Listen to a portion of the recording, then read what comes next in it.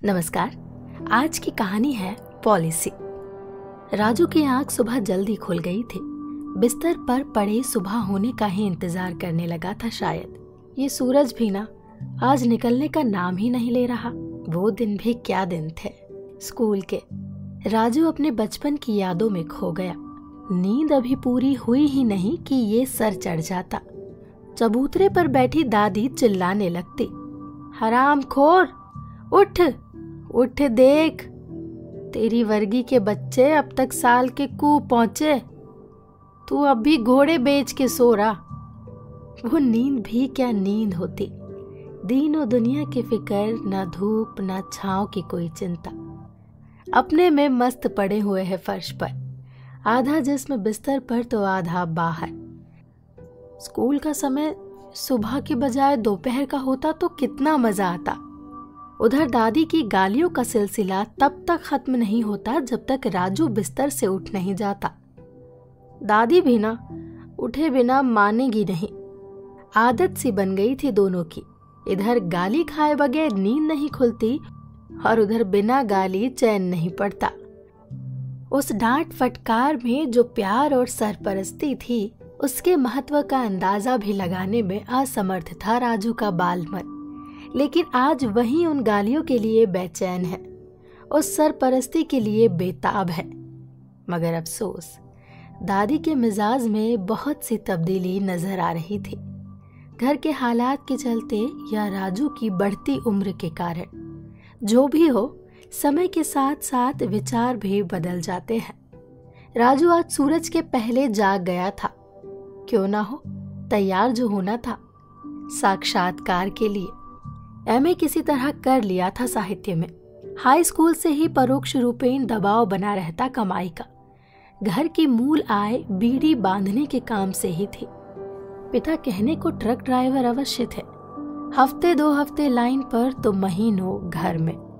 अपने माल पानी का जुगाड़ होते ही ऐसे घर लौट आते गोया सिकंदर दुनिया की फतह कर लौट आया हो। कमाई की कुछ रकम राशन के लिए देते, बाकी में से कुछ ठेके का उधार चुकता होता और कुछ में मांस मछली घर आ जाती। जब तक जेब गर्म है राजा भोज और खत्म होते ही गंगू तेली।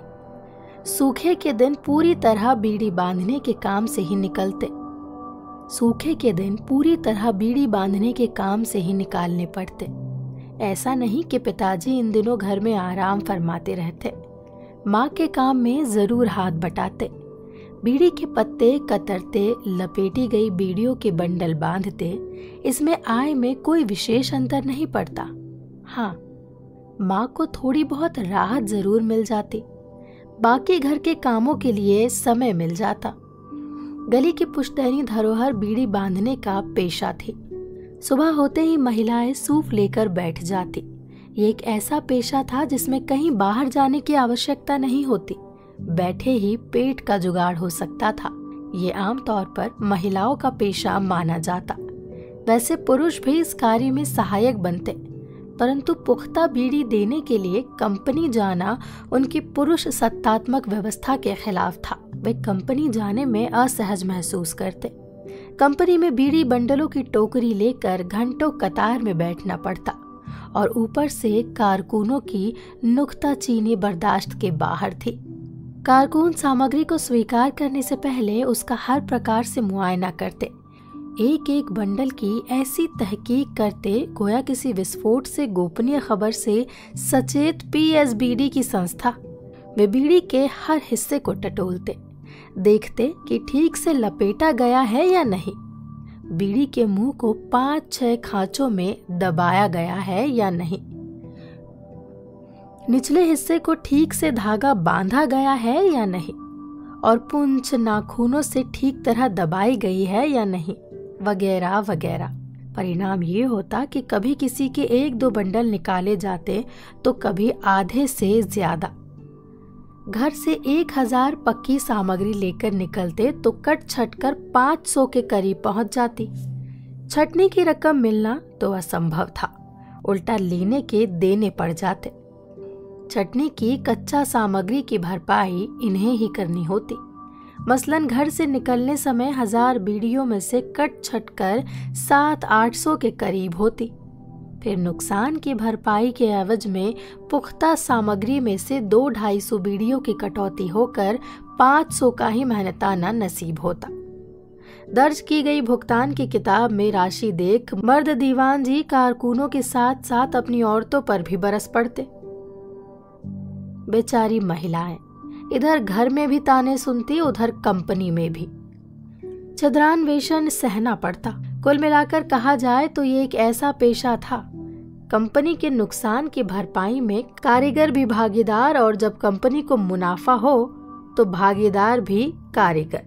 काश कार्ल मार्क्स की 10 कैपिटल के कुछ हर्फ अनुदित होकर इन अशिक्षितों के कानों पर पड़े होते, जिसने 19वीं सदी के मध्य तक द्वैधात्म भौतिकवाद, ऐतिहासिक भौतिकवाद, वर्ग संघर्ष की विचारधारा से वैश्विक असमानता को दूर करने का संदेश दिया। उनके कुछ विचार इन मोहताजों तक पहुंचने की खातिर कोई संदेश वाहक जन्म लिया होता।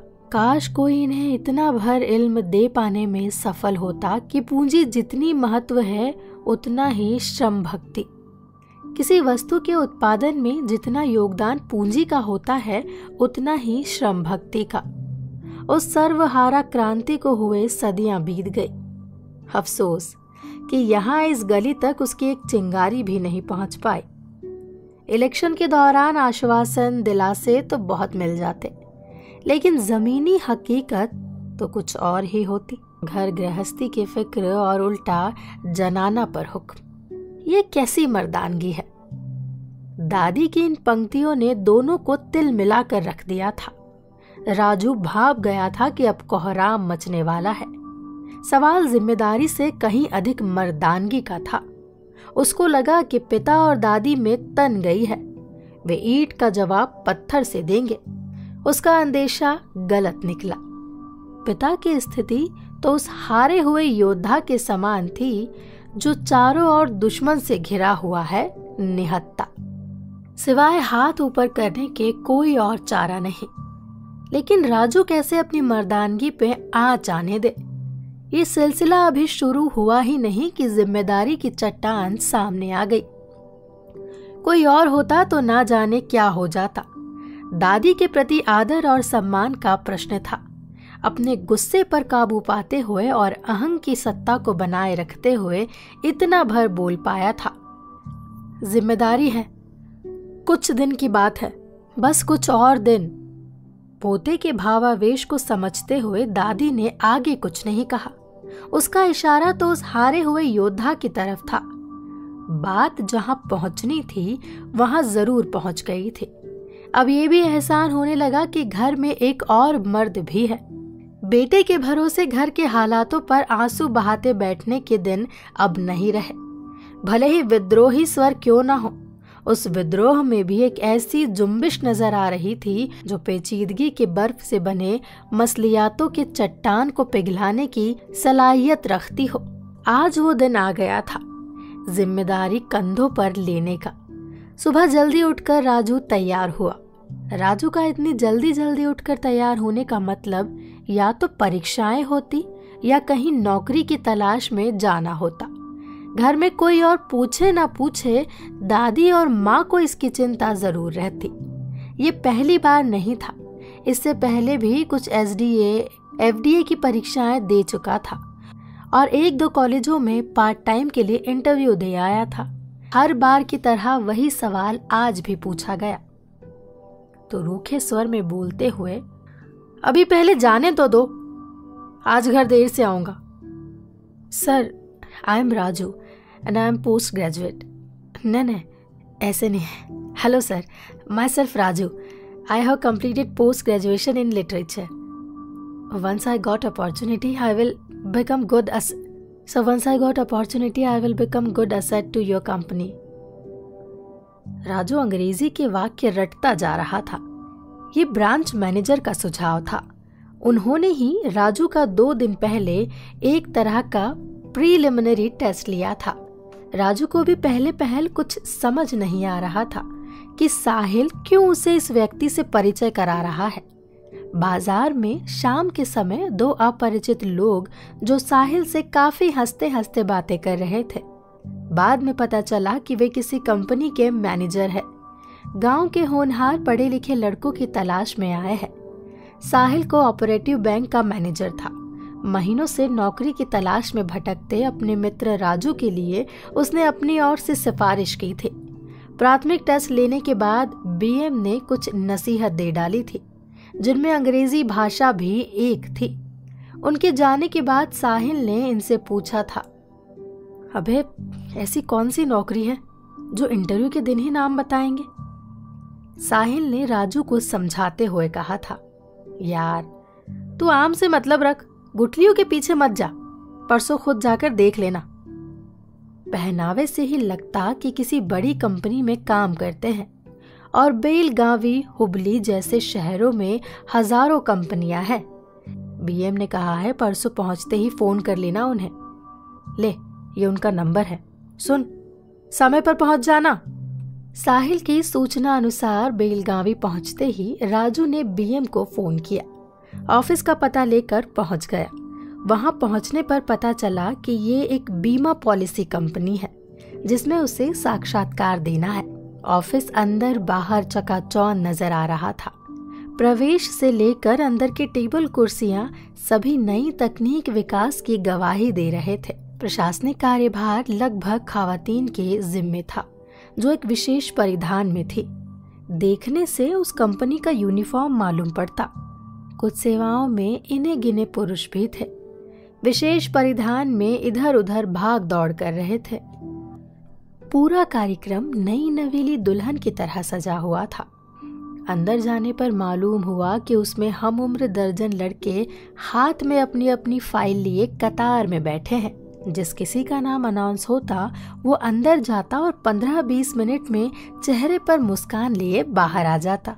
कुछ लड़के तो लौटते समय जीत का ठेंगा भी दिखाते और कुछ तो 2 उंगलियों को ऊपर किए विजय संकेत करते। ऐसे आते जैसे देश की लोकतांत्रिक व्यवस्था की धज्जियां उड़ाते हुए नेता इलेक्शन प्रचार के दौरान विजय होने के संकेत करते, जीत की उंगलियां दिखाते हैं। मायूस चेहरा लेकर लौटने वालों में कोई एक भी नहीं था। इधर राजू की शंका और बेसब्री बढ़ते जा रही थी। एक और अपने नंबर के आने की बेसब्री तो दूसरी ओर रिक्त स्थान के प्रति शंका। अब तक जितने भी गए वे सारे सिलेक्ट हुए और ऐसे में बचे हुए लड़कों के लिए कोई रिक्त स्थान है भी या नहीं? सीट मिलेगी या इंटरव्यू से पहले ही लौटना पड़ेगा? इस उधेड़ बुन में बैठा रहा कि तभी उसका नंबर अनाउंस हो गया। साक्षात्कार कक्ष के द्वार पर खड़ा राजू अपनी अंग्रेजियत का परिचय देते हुए कहने लगा, excuse me sir, may I come in? Yes sure young man, come and sit here. एक बड़ी तीखी वजनदार आवाज ने उसका स्वागत किया।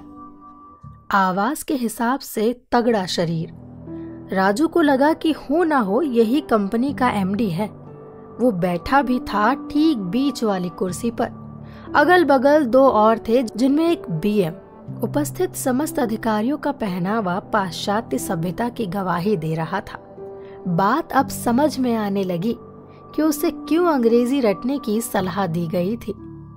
ऐसा भी नहीं कि वो अंग्रेजी में बिल्कुल डब्बू था। स्कूल में 1-2 बार अंग्रेजी भाषण प्रतियोगिता में भाग भी लिया था, लेकिन कहाँ वो ब्रोकन और कहाँ ये स्पोकन इंग्लिश। इस तरह का इंटरव्यू उसके लिए पहला था। घबराहट बढ़ने लगी, पसीना छूटते देर नहीं लगी।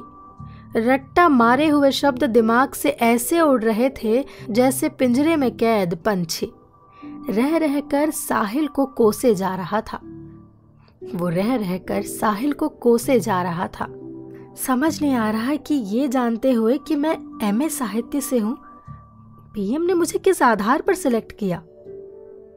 उस वक्त तो ब्रांच मैनेजर ने पहले कुछ व्यवहारिक प्रश्न पूछे थे, ये जानते हुए भी कि वो एमए साहित्य में है। उसने राजू से संपर्क साधनों से संबंधित कुछ व्यवहारिक कौशलों की जानकारी ली थी। अब तक जितने लड़के आए भला वे सारे कैसे पास हो गए? देखने से लगता नहीं था कि अंग्रेजी बागबान के गेंदे के फूल हैं। फिर भी लौटते वक्त सभी के चेहरे गुलाब से खिले हुए थे। ठीक है, अब ओखली में सर रख ही दिया है तो मुसल से क्या डरना। 2 के अलावा तीसरी चीज हो नहीं सकती, सिलेक्ट या रिजेक्ट। तो फिर काहे का डर। राजू अपने आप को संभालने की कोशिश करने लगा। उसके चेहरे के उड़े रंग को शायद बीएम ने भांप लिया था। आगे का मोर्चा संभालते हुए उसने कहा, sir being rural he pursued post graduate. In which field? DM ने सर्टिफिकेट पर नजर दौड़ाते हुए काउंटर प्रश्न किया। जब बीएम से माकूल उत्तर नहीं मिला तो अपनी असमंजसता को प्रकट करते हुए कहा, he is from literature and you know very well we need diplomatic person in this field, not emotional. कुछ देर तक सन्नाटा छाया रहा कमरे में। पास बैठे सहयोगी कोई हिम्मत नहीं जुटा पा रहे थे। बीएम भी स्थिति से समझौता करने के भाव में अपना सर ऊपर नीचे करते हुए डीएम की बात का पूरा समर्थन कर रहे थे। सभी को तनखीदी निगाहों से एक नजर देखते हुए अंत में राजू की ओर डीएम की दृष्टि पड़ी। कुछ पल सोचने के बाद किसी निष्कर्ष पर पहुंचने के लहजे में, okay, you will have one chance to prove yourself. Congratulations, young man. Now you are part of our company and should be on duty for 24/7. All the best. पास बैठे सिलेक्टर्स भी बधाई देने लगे। बीएम ने जीत का ठेंगा दिखाया और इशारों से जाने को कहा। अन्य युवाओं की तरह राजू भी चेहरे पर विजयोत्साहित मुस्कान के लिए चयनित कर्मचारियों की कतार में आकर बैठ गया। दोपहर में जब बीएम साक्षात्कार कक्ष से बाहर आए तो उनके चेहरे की मुस्कान बता रही थी कि कप्तान अपने खेमे के सभी खिलाड़ियों को सेलेक्ट करवाने में कामयाब हो गया। आते ही सभी को शाबाशी दी। Dear all, congratulations, now your business beings, follow me, कहते हुए एक कमरे में चले गए। वहां एक बड़ा प्रशिक्षण कक्ष था, आधुनिक सुविधाओं से लैस, नित नए तकनीकी उपकरणों से सुसज्जित वातानुकूलित प्रशिक्षण कक्ष। ये पहला अवसर था राजू के लिए जहां उसे ऐसे वातानुकूलित कमरे में बैठने का सुअवसर प्राप्त हुआ था। उसे लगा कि वो एक ऐसी दुनिया में आ गया है जिसमें मुफलिसी नाम की चीज से दूर तक का वास्ता नहीं है। टीम को संबोधित करते हुए बीएम ने अपना वक्तव्य प्रारंभ किया। जैसा कि आप सब जानते हैं कि आज से आपके जीवन का एक नया सफर शुरू होने वाला है। ये सफर आपको आसमान की बुलंदियों तक पहुंचाएगा। आज तक आप नौकरी के लिए यहाँ वहां भटकते रहे, कहीं मिल भी गई तो मेहनत 100 और तनख्वाह 50। सुबह से शाम तक एक जगह पर चिपके रहना, वही टेबल कुर्सी, वही मेज, वही कमरा, कभी कपड़े गंदे तो कभी हाथ मैले। लेकिन अब आपको ऐसी कोई परेशानी नहीं होगी। अब आप उनमें से नहीं हैं जो दिन भर अपने आप को गला खपा कर भी 100-50 कमाने के लिए मशक्कत करते हैं। यहाँ आपको कपड़े हाथ मैले किए बिना एक ही जगह मर खपने के बजाय स्वतंत्र होकर काम करने की एक ऐसी सेल्फ रिस्पेक्टेड ड्यूटी मिल गई है जो घूमते फिरते, खाते पीते, मौज मस्ती के साथ कमाई कर सके। ये नौकरी बाकियों की तरह महीने की तनख्वाह मात्र नहीं देगी, तनख्वाह के साथ साथ इंसेंटिव भी मिलेंगे। तिमाही प्रगति पर ढेर सारे उपहार, छमाही प्रगति के एवज में विशेष उपहार और तो और साल भर की प्रगति के एवज में विदेश घूमने का सुनहरा मौका। इसके लिए आपको सिर्फ और सिर्फ मेहनत करनी होगी। बस आप लोग कंपनी को बिजनेस दो और कंपनी आपको माला माल कर देगी।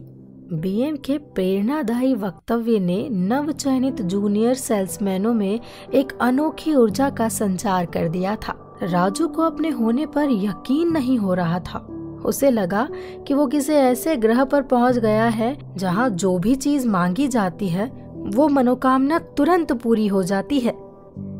एक वो दिन थे, नौकरी के लिए दर दर भटकना पड़ता था, और आज का दिन है, पैसा खुद चलकर उसके पास आ रहा है। राजू की खुशी का ठिकाना नहीं था। ख्वाबों ख्यालों में भी उसने सोचा नहीं था कि इतनी जल्दी बदहाली से निजात मिलेगी। शाम होने को थी, सभी लौटने की फिराक में थे। अब आगे क्या करना है ये नहीं सूझ रहा था। बीएम के आने की राह देख रहे थे। उन सबको बिठाकर बीएम एमडी के साथ व्यस्त हो गए थे। इधर सबको आखिर बस छूटने की चिंता सताए जा रही थी। कस्बाई इलाकों से आए हुए लड़कों की संख्या ज्यादा थी। थोड़ी देर लगी बीएम को आने में। आते ही सभी को नियुक्ति पत्र थमा दिए और घर जाने का आदेश दिया। पत्र में बेसिक सैलरी से लेकर डीए, एचआरए समेत कुल मिलाकर 12,000 रुपये मासिक वेतन तय किया गया। नियुक्ति पत्र हाथ आते ही सभी खुशी से झूमते हुए निकल पड़े। राजू को तो यकीन नहीं हो रहा था कि उसे 12,000 रुपये की नौकरी मिल गई है। कहाँ तो वो पार्ट टाइम कॉलेजों की 3,000 और कहाँ ही 12,000। 3 दिन का प्रशिक्षण था मुख्य कार्यालय में। इसी दौरान हर एक को अपने अपने कार्य की जानकारी मिलने लगी। पहले तो उन्हें बीमा के महत्व को लेकर कई जानकारियां दी गई। फिर लोगों में इसके प्रति आकर्षण पैदा करने के हुनर सिखाए गए। जीवन में बीमा की आवश्यकता, महत्व और लाभ इस प्रशिक्षण के मुख्य पहलू थे। प्रशिक्षण का एक और महत्वपूर्ण हिस्सा था अधीनस्थ पॉलिसी एडवाइजरों की टीम को बनाने का। इन्हें बताया गया कि एक जेएसएम को एक साथ 2 काम करने होते हैं। पहले तो हर किसी को कंपनी की पॉलिसी की समस्त विशेषताओं को बताना और साथ ही संबंध व्यक्ति को अपने रिश्तेदारों, परिचितों, दोस्तों व अहबाबों से पॉलिसी करवाने के लिए प्रेरित करना। हर पॉलिसी में उसके कमीशन के हिस्से की जानकारी देना ताकि लाभ के आकर्षण में वो भी इस कंपनी से जुड़ने का प्रयास कर सके। जब उसे पता चलेगा कि उसके एडवाइस मात्र से कमीशन हजारों रुपए मिलेगा तो आपका काम और आसान हो जाएगा। इस तरह एडवाइजर सेल्समैन को और सेल्समैन कंपनी को बिजनेस देगा तो कंपनी दोनों को माला माल कर देगी। 3 दिन के प्रशिक्षण ने राजू में एक नया जोश भर दिया था। वो सुबह से अपने काम में लग जाता। पहले उसने अपने अपने करीबी मित्रों और अपने गांव के लोगों को अप्रोच करना शुरू किया। जो भी मिलता पहले शिष्टाचार में थोड़ा समय मांग लेता, फिर शुरू हो जाता। अपनी कंपनी की हर एक पॉलिसी के फायदे गिनाता। पॉलिसी प्रचार के बाद उसे अपने बिजनेस से जुड़ने के फायदे बताता। तरह तरह की पॉलिसियों के कमीशन की विस्तृत जानकारी देता। पॉलिसी करने और करवाने के फायदे सुनते ही लोग प्रभावित हुए बिना रह नहीं पाते। प्रशिक्षण के दौरान उन्हें कुछ कंप्यूटरीकृत चार्ट थमा दिए गए थे। चार्ट देते हुए बीएम ने कहा था, बॉयज, जब भी किसी को अप्रोच करोगे इनका इस्तेमाल करना। ये कस्टमर को विश्वास करने पर मजबूर करते हैं। बिना इनके तुम चाहे जितने घंटे बोलो कुछ असर नहीं होगा। ये चार्ट तो अलादीन के चिराग जैसे थे। फर्क सिर्फ इतना था कि उसे घिसना पड़ता था और इन्हें खोलना। पॉलिसी की जमा रकम का साल दर साल दुगनी, तिगुनी, चौगुनी होना, परिपक्वता तक आते आते 100 गुना बढ़ जाना और तो और लाखों की लाइफ कवर सुरक्षा। मसलन अगर कोई 10,000 की पॉलिसी करवाता है तो उसका न्यूनतम लॉकिंग पीरियड 3 साल तक का होगा। हर साल 10,000 रुपए की राशि उसे 3 साल तक जमा करनी होगी। उसके बाद चाहे तो जमा कर सकता है, चाहे तो छोड़ भी सकता है। इस हिसाब से उसकी अपनी जमा रकम 30,000 रुपए हो जाती है। पॉलिसी धारक 3 साल बाद सरेंडर करना चाहे तो उस चार्ट के हिसाब से उसे 50,000 रुपए तक मिलेंगे। अगर वो इसे 5 साल बाद निकालना चाहेगा तो रकम बढ़कर 80,000 हो जाएगी। 10 साल बाद निकालने पर 2 लाख, 20 साल बाद वही रकम 5 लाख तक पहुंच जाएगी। लाइफ कवर यानी पॉलिसी निरंतरता के दौरान दुर्भाग्यवश पॉलिसी धारक की किसी प्रकार मृत्यु हो जाती है तो ऐसी सूरत में उसके द्वारा मनोनीत व्यक्ति को 2 लाख तक की रकम या परिपक्वता की राशि, इन 2 में से जो भी अधिक हो, प्राप्त होगी। पॉलिसी धारक लगातार 10 सालों तक प्रीमियम भरता जाएगा तो भविष्य में उसे करोड़पति बनने से कोई नहीं रोक सकता। दर्जनों चार्ट थे। हर व्यक्ति के पेशे के हिसाब से, उम्र के लिहाज से, परिवार के लिए, बच्चों के लिए, उनकी शिक्षा एवं स्वास्थ्य के अनुरूप, सरकारी और गैर सरकारी कर्मियों के लिए कई किस्म के ट्रेडिशनल तथा इन्वेस्टमेंट प्लान थे, जन्म से लेकर मृत्यु तक। उसके बाद भी हर व्यक्ति की आर्थिक स्थितियों को ध्यान में रखते हुए प्रत्येक तबके के लिए चार्ट मौजूद थे। राजू अपने आप को खुशनसीब समझ रहा था कि वो एक ऐसी कंपनी का हिस्सा बन गया था जिसके मालिक विश्व के सबसे अमीर 10 लोगों की फहरिस्त में थे। उनकी चाय दिल्ली में तो ब्रेकफास्ट दुबई, डिनर लंदन में होता था। ऐसी कंपनी का हिस्सा बनना हर किसी के बस की बात नहीं थी। अमीरी ऐसे ही नहीं आती, दिन रात एक करना पड़ता है। वो भी ऐसे ही मेहनत करेगा तो कामयाबी कदम चूमेगी। रह रह कर मन में कुछ नकारात्मक विचार भी पनप रहे थे। उस चार्ट में मौजूद आंकड़े विचलित करने वाले थे। एक और तो कंपनी पॉलिसी धारकों को सालों में अमीर बनाएगी, दूसरी ओर हर पॉलिसी की 20% कमीशन एडवाइजरों को देगी। इधर सेल्समैनों को महीने की सैलरी, ऊपर से इंसेंटिव्स, फॉरेन ट्रिप आदि। इतना सारा पैसा कंपनी कहाँ से लाएगी? ऐसा कौन सा स्कीम या तरीका होगा जो इतने कम समय में इतनी बढ़ोतरी देगा? बैंकों में जहाँ रकम दुगनी होने में कम से कम 7 साल लग जाते हैं, लेकिन यहाँ तो महज 3 सालों में दुगनी हो जाती है। ये कैसे संभव है? अपनी तार्किक शक्ति ने उसे कई सवालातों के घेरे में जकड़ रखा था।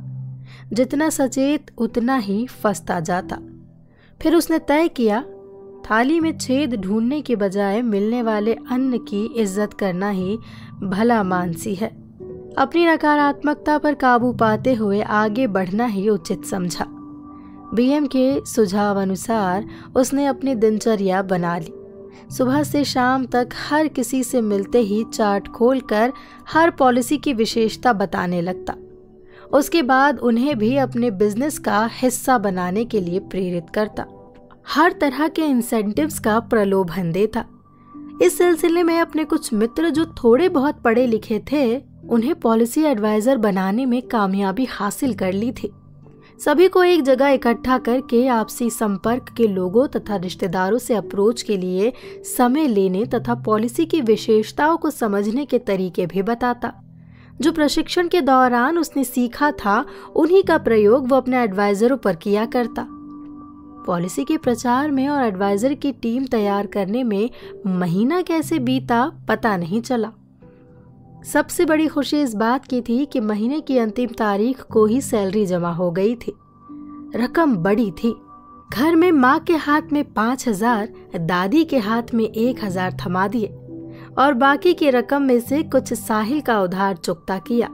फिर अपने कपड़ों के लिए और घूमने फिरने के लिए निकाल कर रख दिए।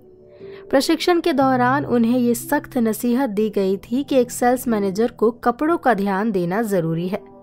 तुम्हारे पास पैसे है या नहीं ये कोई नहीं पूछेगा, लेकिन तुम्हारे पहनावे पर जरूर ध्यान देगा। मार्केटिंग में आउटलुक का ही बड़ा महत्व होता है। कंपनी की इमेज रहन सहन और पहनावे पर ही बनी रह सकेगी।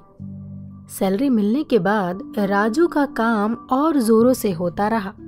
गली मोहल्ले की तो बात ही क्या है, गांव गांव को निकल पड़ता, कभी अकेला तो कभी किसी एडवाइजर को साथ लेकर।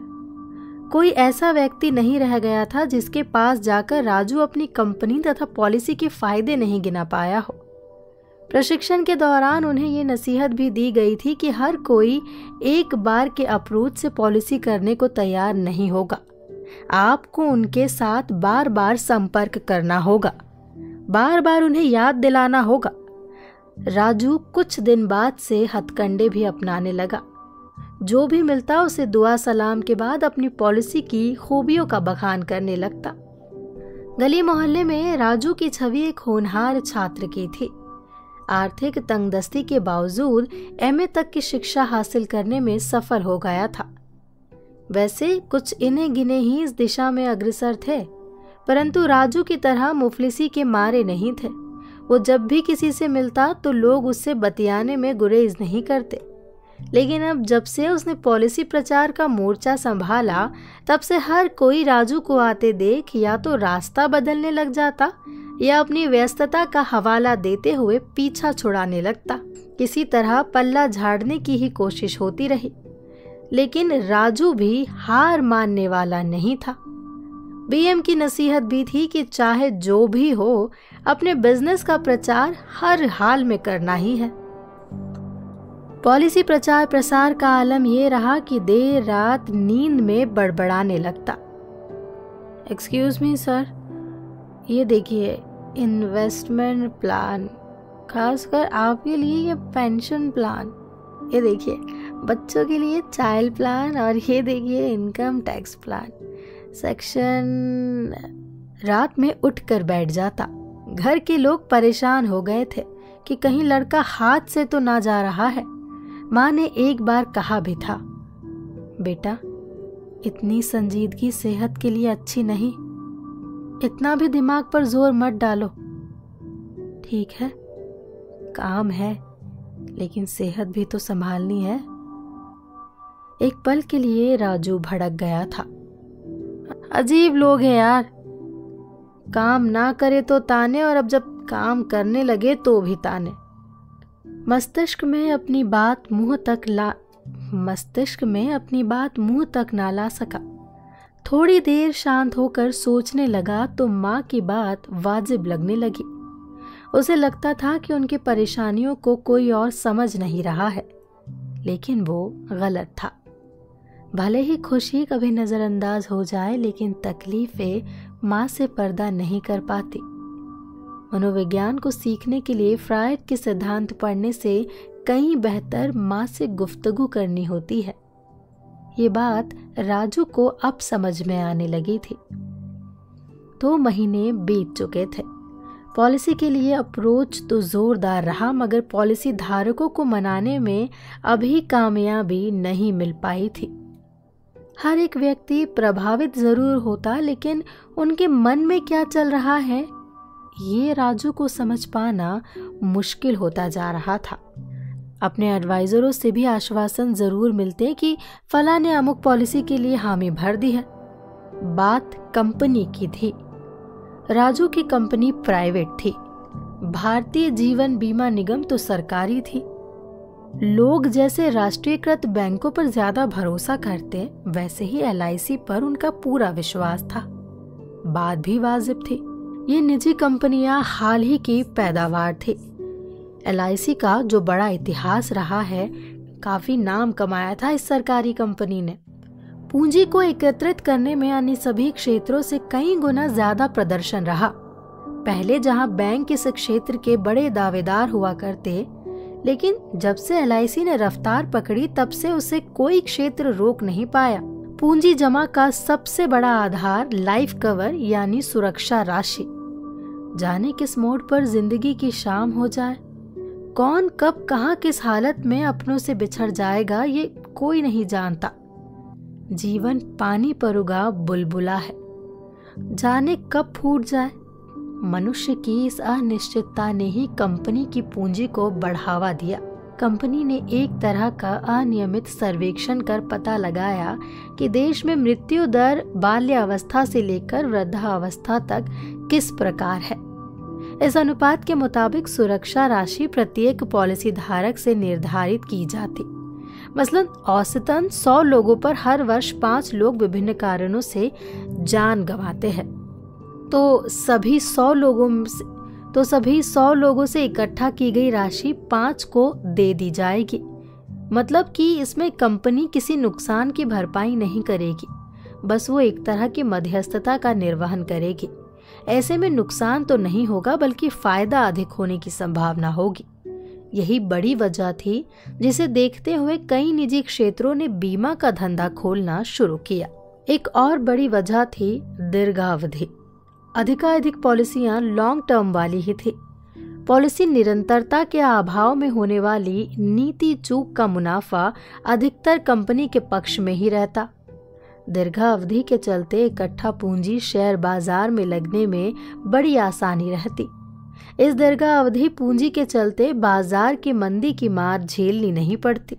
असर थोड़ा बहुत होता भी तो आने वाले समय में रिकवर होने की पूरी संभावनाएं होती। फिर क्या था, जब पता चला कि इस बिजनेस में जोखिम कम और मुनाफा ज्यादा है, तो निजी कंपनियां ऐसे कूद पड़ी जैसे चिड़ियाघरों में बंधे भूखे शेरों का झुंड। जैसे चिड़ियाघरों में बंधे भूखे शेरों का झुंड फेंके मांस के टुकड़ों पर टूट पड़ता है। एक समय ऐसा आया, देसी तो देसी, विदेशी कंपनियां भी देश में अपनी दुकानें खोलने लगी। देखते देखते सैकड़ों बीमा कंपनियां कुकुरमुत्ते की तरह जहां तहां उगती नजर आई। कंपनियों के बढ़ने से आपसी प्रतिस्पर्धा का बढ़ना लाजमी था। बात ग्राहक के आकर्षण की आई तो कंपनियों ने ऐसे ऐसे चार्ट तैयार करने शुरू किए जिनमें एक दूसरे से कहीं अधिक लाभ, कम अवधि तथा तरह तरह के प्रलोभन मौजूद थे। उनका उद्देश्य प्रामाणिक सेवा प्रदान करना नहीं बल्कि अपनी पॉलिसियों की बिक्री मात्र रह गया था। IRDA की निगरानी में होने के कारण नियम और शर्तें बताना अनिवार्य था। इसके लिए रास्ता भी ढूंढ लिया गया था। जितना हो सके उतने नियम शर्तों से संबद्ध विवरण महीन अक्षरों में रखने की प्रथा प्रारंभ कर दी। इसका फायदा ये होता कि ना कोई पॉलिसी धारक इन्हें पढ़ने की कोशिश करेगा और ना ही उसे इस गोपनीय षड्यंत्र की जानकारी प्राप्त होगी। और अगर कोई इस चक्रव्यूह को भेदने का प्रयास भी करेगा तो BM अपने चमत्कारी वक्तव्यों से उन्हें फंसाने का महत् कार्य करेगा। इतना होने के बावजूद भी लोगों में निजी तथा सरकारी का भय जमा हुआ था। उनको दूर करना नामुमकिन ना सही मुश्किल जरूर था। अब इस काम को जमीनी स्तर पर जाकर अंजाम देना था। इसके लिए उन्होंने प्रशिक्षण के संदर्भ में विशेषतः सरकारी कंपनी के अवगुणों को किस तरह लोगों के सामने रखा जाए, इसको जोर देकर समझाने का प्रयास किया। व्यवहार और व्यापार में एक तरीका वो होता है जो प्रतिद्वंदी कंपनियों के मुकाबले बेहतर से बेहतर सेवा प्रदान करने का प्रयास करे। ऐसा ना कर पाने की व्यवस्था में कुछ ऐसे भी होते हैं जो गलत रास्ता अपना कर ही सही अपनी वस्तु बेचने से गुरेज नहीं करते। उनके लिए ये वो रास्ता होता है कि अपनी चीज के बखान के साथ साथ प्रतिद्वंदी की वस्तु की भरपूर आलोचना करे। जितना हो सके उतना उसके अवगुणों को बार बार दोहराकर ग्राहक में उसी कंपनी के प्रति नकारात्मक भाव पैदा करे। ऐसे व्यापार में नैतिक मूल्यों की कोई जगह नहीं रहती। बस लक्ष्य यही होता है कि किसी भी तरह से अपनी वस्तु को बेचा जाए। राजू अब दूसरी ट्रेनिंग में गया तो उसे अपना आत्मविश्वास क्षीण होता दिख रहा था। वो कई तरह की शंकाओं से घिरते जा रहा था। इस प्रशिक्षण में व्यापार के दूसरे तरीकों पर जोर देने की नसीहत दी जा रही थी। प्रशिक्षण का पहला पड़ाव, जिसमें पॉलिसी से जुड़ी विशेषताओं पर ध्यान दिया गया था। अब प्रशिक्षणार्थियों में दूसरे प्रकार के हथकंडों को सिखाने की जरूरत थी। ट्रेनर प्रधान कार्यालय से आया था। उसकी भाषा बड़ी प्रखर एवं विचार कूटनीतिक थे। उसके वाक चातुर्य से सारा हॉल प्रभावित था, लेकिन राजू में कई शंकाएं घर करती जा रही थी। अपने ओजपूर्ण वक्तव्य के दौरान कुछ प्रश्न करने की भूमिका में प्रशिक्षक अपने जेब से कंघी निकालते हुए कहने लगा, सब जानते हैं कि कंघी बाल संवारने के लिए इस्तेमाल की जाती है ना? सब बकरियों की तरह एक साथ हाँ कहने लगे। फिर उसने बात आगे बढ़ाई। बाल संवारने के लिए इसका उपयोग होता है तो जाहिर सी बात है कि जिसके बाल होंगे वही इसे खरीदेगा, है ना? फिर से सारा प्रशिक्षण कक्ष यस सर की आवाज से गूंज उठा। अब असली मुद्दे पर आने के लहजे में उसने अपनी बात रखी। लेकिन मैं चाहता हूं कि ये कंघी किसी गंजे को बेची जाए। बोलो, आप में से कोई है जो इस कंघी को किसी गंजे को बेच सकेगा? सवाल कुछ अजीब था। सारा प्रशिक्षण कक्ष हंसी के ठहाकों में गूंज उठा। प्रशिक्षण थोड़ा सकते में आ गया और कहने लगा, देखो ये हंसी की बात नहीं, बिजनेस में गंभीरता होनी चाहिए। व्यापार में हुनर का होना अति आवश्यक है। हुनर है तो पीतल भी सोने के भाव बिकता है। हुनर के अभाव में सोना भी पीतल है।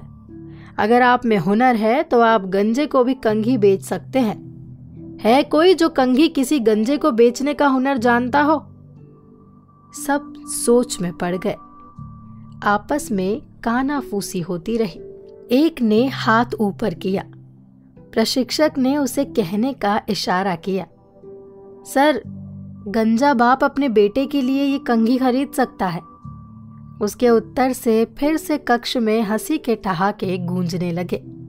ट्रेनर सबको शांत होने का इशारा करते हुए, मेरा प्रश्न सिर्फ कंघी बेचने से नहीं था, बल्कि उसके बेचने की कला से था। मैं चाहता हूं कि जो गंजा है उसको कंघी खरीदने के लिए मजबूर करना है। बोलो, कोई है आप में जो इस कला को जानता हो? कोई उत्तर नहीं आया। थोड़ी प्रतीक्षा कर फिर उत्तर मिल पाने की विवशता में ट्रेनर ने अपना वक्तव्य आगे बढ़ाया। मैं जानता हूं कि आप समझ रहे होंगे कि ये कैसे हो सकता है। भला कोई गंजा जिसका कंघी से कोई वास्ता नहीं, वो क्यों खरीदेगा, है ना? लेकिन अगर उसको कहा जाए कि रोजाना इस कंघी से गंजे सर पर घुमाते रहने से बाल उग जाएंगे, तो वो इस कंघी को दुगनी कीमत देकर खरीदने को तैयार हो जाएगा। प्रशिक्षक के उत्तर ने फिर से हंसी का माहौल बना दिया। कुछ तो इतना प्रभावित हुए कि तालियों से समर्थन करने लगे। लेकिन राजू एक था जिसमें गंभीर रस प्रस्फुटित होने लगा था। सभी को शांत करते हुए उसने बात आगे बढ़ाई। अब आप समझ गए होंगे कि किसी चीज को बेचने के लिए ऐसे हुनर की जरूरत होती है। इसके अभाव में अच्छी से अच्छी चीज भी बिक नहीं पाती और ऐसी कलात्मक प्रतिभा से कनिष्ठ वस्तु भी उच्चतम दर्जा प्राप्त कर लेती है। शर्त यह है कि बेचने वाले को ग्राहक की रुचि और कमजोरियों का पता होना चाहिए। ये प्रक्रिया ही हुनर है, कला है और आप सब में मौजूद है। बस उसे बाहर लाने की दरकार है। प्रशिक्षक बाजारवाद के सिद्धांतों में पारंगत था। अपने व्यवहारिक अनुभवों को साझा करते हुए खरीद फरोख्त के नए प्रतिमानों को स्थापित करने का प्रयास कर रहा था। प्रशिक्षणार्थी उसके वक्तव्य से बड़े ही प्रभावित लग रहे थे। राजू ही एक था जो एक प्रकार की असहजता का अनुभव कर रहा था। उसने अपना दाहिना हाथ ऊपर किया। ट्रेनर समझ गया कि राजू प्रश्न पूछना चाहता है। राजू को संबोधित करते हुए, yes young man, any doubt? Sir, व्यापार के इस हुनर में मुनाफा तो है, मगर ये ग्राहकों को अंधेरे में रखने जैसा होगा ना? कुछ देर तक प्रशिक्षण केंद्र में सन्नाटा छाया रहा। ट्रेनर बड़ी संजीदगी से राजू की ओर एकटक देखने लगा। थोड़ी देर कुछ सोचने के बाद अपने सर को ऊपर नीचे करते हुए, well, good question. May I have your name please? Sir, अब मेरा नाम राजू है। Dear Raju, may I know your qualification? Sir, MA in literature. Very good. मैं सोच रहा था कि नैतिकता का ऐसा प्रश्न बिजनेस में कब से पूछा जाने लगा। ठीक है, तुम्हारी इसमें गलती नहीं। पहले तुम अपने आप को साहित्य से बाहर लाओ। भावनाओं में बह जाने से अच्छा है तैरने की कला सीखना। प्रतिद्वंदिता के इस दौर में तुम्हें कामयाब होना है तो ये हुनर सीखो। राजू को बैठने का इशारा करते हुए उसने अपना ओजपूर्ण वक्तव्य जारी रखा। ट्रेनर द्वारा दी गई साहित्य से बाहर आने की बात राजू के मन मस्तिष्क को झंझोरने लगी। उसे अध्यापन कार्य में रुचि थी। बरस 6 महीने इसमें लगा भी रहा। नौकरी अंशकालीन थी। किसी स्थायी अध्यापक की नियुक्ति ने उसे वहां से बाहर किया। आसपास रिक्त स्थान न मिल पाने की विवशता ने इस क्षेत्र से जुड़ने के लिए मजबूर किया था। अब यहाँ ये कहा जा रहा है कि साहित्य को अपने से अलग करने से ही व्यापार में कामयाबी मिलेगी। उसमें अब दो विरोधी विचारधाराओं का मंथन होने लगा था। कुछ शंकाएं, कुछ प्रश्न उभरने लगे थे। क्या साहित्य और व्यापार विरोधी प्रकृति के क्षेत्र है? व्यापार में नैतिकता का स्थान है या नहीं? क्या नैतिक मूल्यों से व्यापार संभव नहीं? व्यापार का लक्ष्य सेवा है या केवल मेवा? दूसरे प्रशिक्षण ने उसमें द्वंद्वात्मक प्रवृत्तियों को जन्म दिया था। कई सवालों के घेरे बनते जा रहे थे। उसे लगता कि वो इन घेरों के बीच फंसा हुआ है। बीच पानी में एक भंवर बनती जा रही है। वो इसमें डूबता चला जा रहा है। अब जान पर बनाई है। हर हाल में इसे भंवर से परे होना ही है, वरना अपने आप को डूबने से नहीं बचा पाएगा।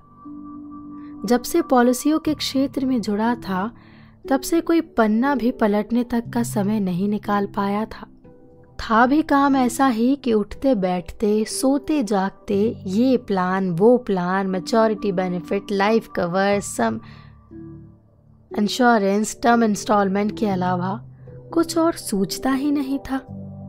सपनों में भी पॉलिसियां रंग बिरंगी वेशभूषा पहने नौटंकी किया करती थी।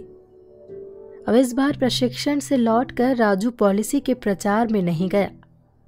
पुस्तकों पर पड़ी धूल छटकने में व्यस्त हो गया। एक एक पन्ना पलटने लगा, हरफ दर हरफ मुआयना करने लगा।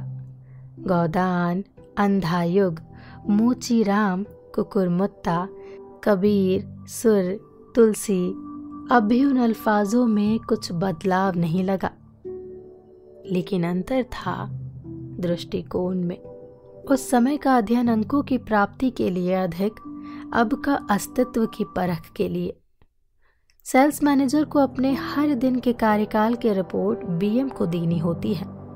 दिन भर में कितनों की पॉलिसी अप्रोच किया, कितने एडवाइजरों की पॉलिसी अप्रोच हुई, कौन किसके लिए तैयार है, कुल कितनी रकम का बिजनेस अप्रोच हुआ, वगैरह वगैरह। ग्राहकों के नंबर का पता सहित ब्यौरा देना होता है। समयानुसार राजू का रिपोर्ट कॉल नहीं आया तो बीएम ने स्वयं संपर्क कर पूछने का प्रयास किया, परंतु कोई प्रतिक्रिया नहीं आई। बीएम ने अधीनस्थ एडवाइजरों के माध्यम से जानकारी ली तो पता चला कि 2 दिन से उन्होंने राजू को नहीं देखा।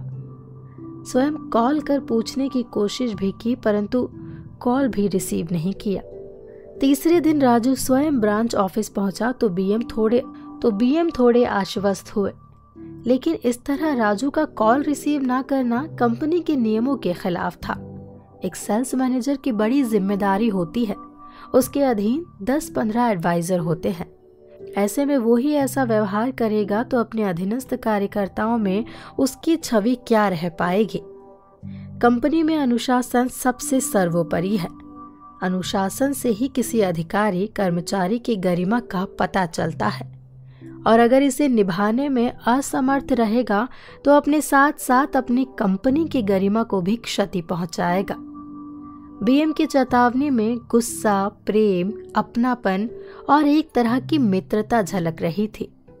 राजू नजर नीचे किए सुनते जा रहा था। जब बीएम का नसीहत भरा वक्तव्य समाप्त हुआ तो राजू कहने लगा, सर क्षमा कीजिएगा, मैं आपकी कंपनी के लायक नहीं हूँ। मैं कोशिश करता रहा अपने आप को साहित्य से बाहर लाकर बाजार में खड़ा करने की। अफसोस, मैं हमेशा असफल रहा। मेरे अंदर का साहित्य मुझे आज के बाजारीकरण की इजाज़त नहीं दे रहा। और ये कहते हुए रेजिग्नेशन लेटर देकर राजू ब्रांच ऑफिस से बाहर निकल गया।